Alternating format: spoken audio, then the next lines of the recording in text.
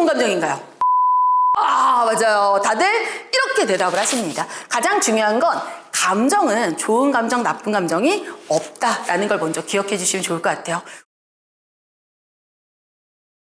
저희 오늘 회복 탄력성에 대한 이야기들 한번 해보려고 합니다. 혹시 이런 경험들 있으셨을까요? 프로젝트를 진행하다가 두 사람이 업무 실수로 팀장님에게 질책을 받았습니다. 근데 이 대리는 심한 자책감에 빠졌어요. 아, 팀장님이 이거는 분명히 나를 비난한 거야. 내가 이대로 회사를 또 나가도 되나? 다닐 수 있을까? 고민을 하면서 아무래도 일을 그만둬야겠다는 생각까지 했습니다. 그리고 다음날 출근을 했는데 같이 질책을 받았던 박 대리는 멀쩡히 출근해서 일을 하고 있습니다. 거기다가 이 대리를 보고 왔어? 안녕! 이라고 환하게 인사를 합니다. 사실 박 대리도 전날 속상해서 한숨도 못 잡지만 다음날 다시 잘해보자. 아, 그래! 아자! 라고 힘을 냈던 거였어요. 뭐가 좀 달랐던 걸까요? 우리가 어떤 역경을 경험했거나 경험을 하더라도 원래 적응 수준으로 다시 회복되는 능력, 그게 바로 회복 탄력성입니다. 조직에서 일을 하시다 보면 굉장히 중요한 업무들을 좀 떠안고 내가 이 일에 매진을 하다가 탈진하는 경우들도 있고요. 모두의 기대를 좀 받았던 그런 프로젝트가 실패로 돌아가서 자신감을 잃게 되는 경우들도 있습니다. 그리고 잦은 부서 이동으로 인해서 새로운 환경에 적응을 못한다거나 아니면 상사 또는 동료와의 갈등으로 인해서 직장을 떠나기도 합니다. 문제 결력이 높은 사람들도요, 이런 경험들을 하는데 내적인 요인 때문에 그렇다고 합니다. 실패를 바라보는 내 태도에 따라서 이런 결과들이 생기기도 합니다. 그렇기 때문에 상황에 맞춰서 우리가 여러 가지 조직 안에서 상황들이 일어나는데 그 상황을 어떻게 바라보는 태도를 갖고 다시 회복할 수 있는가 굉장히 중요한 이야기이기 때문에 오늘 회복 탄력성 이야기 함께 해보도록 하겠습니다. 이 회복 탄력성은 외부의 힘으로부터 변형된 상태에서 원래 상태로 돌아가려는 힘을 이야기하고요. 마음의 근력이다라고 합니다. 한번 보시면 회복 탄력성이 높은 사람들 어떤 장점들이 있나요? 회복 탄력성이 높다라고 했을 때 이런 장점들이 있다고 합니다. 첫 번째는 정신 건강이 향상이 됩니다.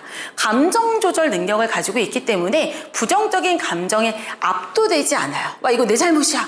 나 때문에 이래. 거기에서 헤어나오지 못하는 경우들이 없습니다. 압도되지 않고요. 두 번째는 신체 건강의 증진입니다.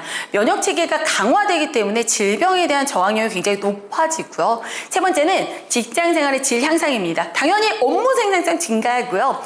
어려움을 굉장히 극복하고 빠르게 회복되는 모습들을 많이 보이기 때문에 능력을 인정받아서 승진 기회가 증가할 수도 있습니다. 그리고 네 번째는 대인관계 개선인데요. 의사소통 능력이 향상이 돼서 건강한 관계 형성, 사회적인 유대감이 강화가 됩니다.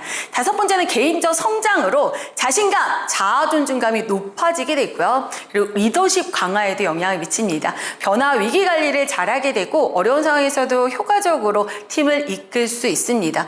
회복 탄력성이 높다라고 하는 건 결과적으로 이 높은 사람들은 변화 위기 관리를 잘 할 수 있게 되고요. 행복감을 훨씬 더 많이 경험합니다 라고 이야기를 하고 있어요. 그래서 회복 탄력성 어떤 요소들이 있는지 그러면 이 요소들 중에서 나는 저거는 가지고 있는데 한번 체크해 주시면 되고요.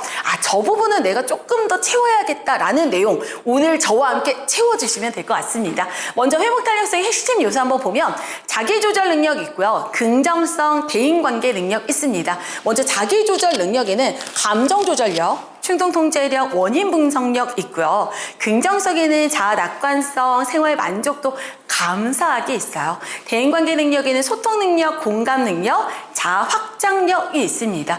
이 내용들 중에서 저거는 내가 가지고 있는데 또는 저거는 조금 내가 보완해야 되는데 라고 체크해 주시면서 오늘 함께 해주시면 좋을 것 같고요.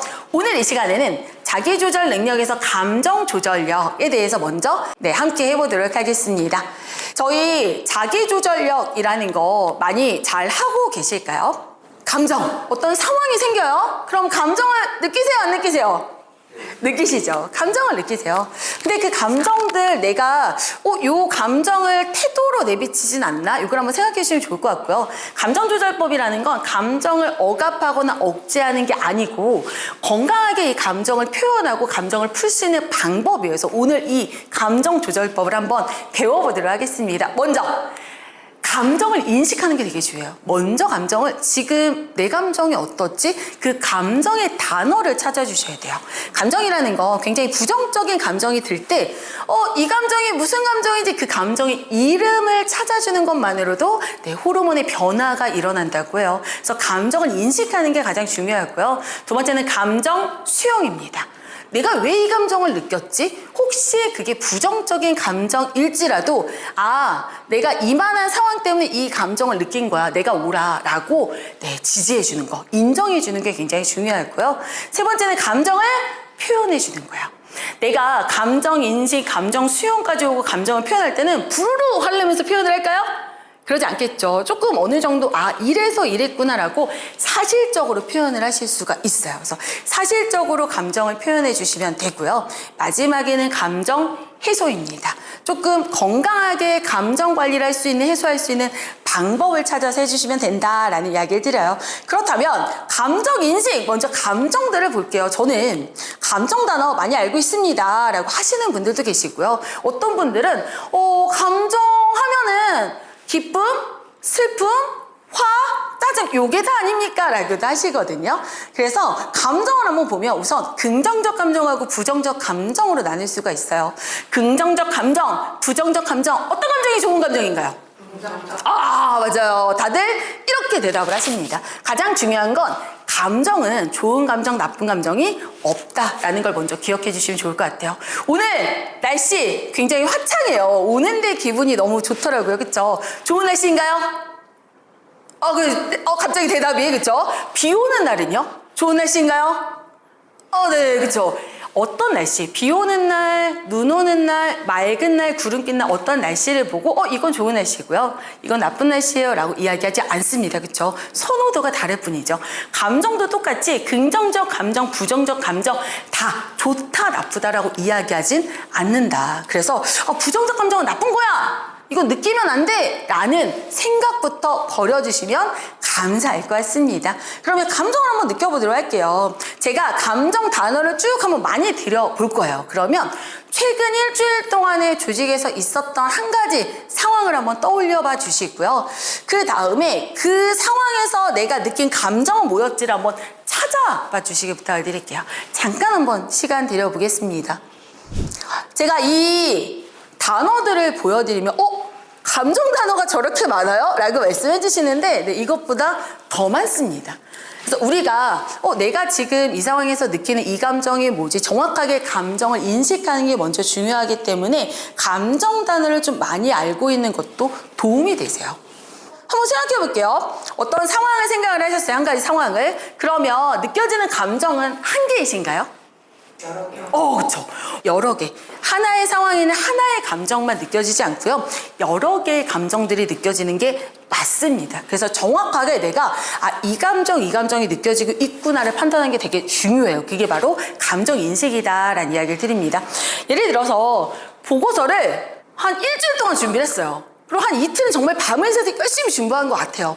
그리고 팀장님한테 팀장님 보고서 여기 있습니다 라고 드렸는데 팀장님이 대충 훑어보시더니 이게 뭐예요? 이걸 뭐 이렇게 왔어? 다시 와요? 라고 합니다. 어떤 감정이 드실까요? 감정 카드 한번 찾아볼까요? 저 굉장히 불편할 것 같고요. 화도 날 것 같고요. 굉장히 참담하고 울적할 것 같고요. 속상하죠? 여러 가지 감정들. 왜 저렇게 말해? 나는 열심히 했는데, 그리고 내가 진짜 일주일 생각하고 이틀은 정말 밤새서 이렇게 막 자료도 많이 찾아보고 했는데 제대로 훑어보지도 않으셨네. 그쵸? 여러 가지 감정들이 든다는 거죠. 그럴 때 내가 어떤 감정들이 드는지 감정을 인식하고 그 감정이 왜 이런 감정이 드는지 수용하는 것들이 중요하다라는 이야기를 드립니다. 제가 감정에 대해서 마지막으로 해소하는 한 가지 방법을 한번 안내해드리고 시간을 마무리해보려고 하는데요. 인식을 하고 저희 수용하고 표현하고 해소까지 이야기를 했어요. 마지막 해소할 수 있는 여러 가지 방법 중에서 가장 간단하고 손쉽게 어디서든 할 수 있는 한 가지 방법 한번 안내해 드리도록 하겠습니다. 사사리호 호흡법이에요. 이 호흡법은 감정 조절하는 데 뛰어난 효과를 발휘하고요. 이 호흡법을 할 때는 중요한 게 가슴으로 호흡은 하는 게 아니고 배로 복식 호흡을 하실 거예요. 그렇기 때문에 가슴이 꿀꺽꿀꺽 하는 게 아니고 배가 나왔다 들어갔다 하는 걸 의식적으로 생각하시면서 해주시면 됩니다. 그래서 편안한 자세로 앉아서 한 손은 배에 한 손은 가슴에 올려주시고요. 제가 조금 있다가 숨을 들이마십니다 라고 말씀을 드리면 아직은 안 하셔도 돼요. 네, 깜짝 놀라셨죠? 숨을 들여마셔주세요 라고 말씀을 드리면 4초간 숨을 들이마시고 4초간 숨을 참고 6초간 입으로 조용히 내쉬어주시면 됩니다. 여기서 중요한 거는요, 배가 나와야 된다고 말씀을 드렸어요. 호흡을 들이마실 때 배가 풍선처럼 크게 부풀린다라는 느낌으로 해주시면 되고요. 처음에는 복식 호흡이 조금 어렵습니다. 근데 금방 익숙해지실 거예요. 그리고 숨을 입으로 내쉴 때는 배가 등 쪽으로 가까이 붙는다라는 생각으로 3번 해주시면 될 것 같아요. 저희 한번 연습해 볼게요. 네, 한 손 배, 한 손 가슴에 올려주시고요. 한 번만 연습해 보겠습니다. 천천히 코로 숨 들이마시겠습니다. 배가 풍선처럼 부풀어 오른다. 멈추겠습니다. 멈춤. 천천히 내뱉겠습니다. 배가 등에 붙을 때까지 내 숨을 쭉 내쉬어 주시면 됩니다. 잘하셨습니다. 이 과정을 3번에서 5번 좀 내가 지금 굉장히 긴장되어 있는데 아니면 부정적인 감정이 좀 느껴질 때 3번에서 5번 정도 하게 되시면 부교감 신경계를 활성화해서 심신 이완도 되고요. 그리고 수면, 잠이 안 올 때도 도움이 되시고요. 불안감을 줄이고 긴장을 완화하는 데도 도움을 받으실 수 있습니다. 그래서 굉장히 간단한 방법이기 때문에 내가 지금 필요한데 라고 생각이 드시면 바로바로 활용해 주시기 부탁을 드리면서 이번 시간 마무리 드리겠습니다.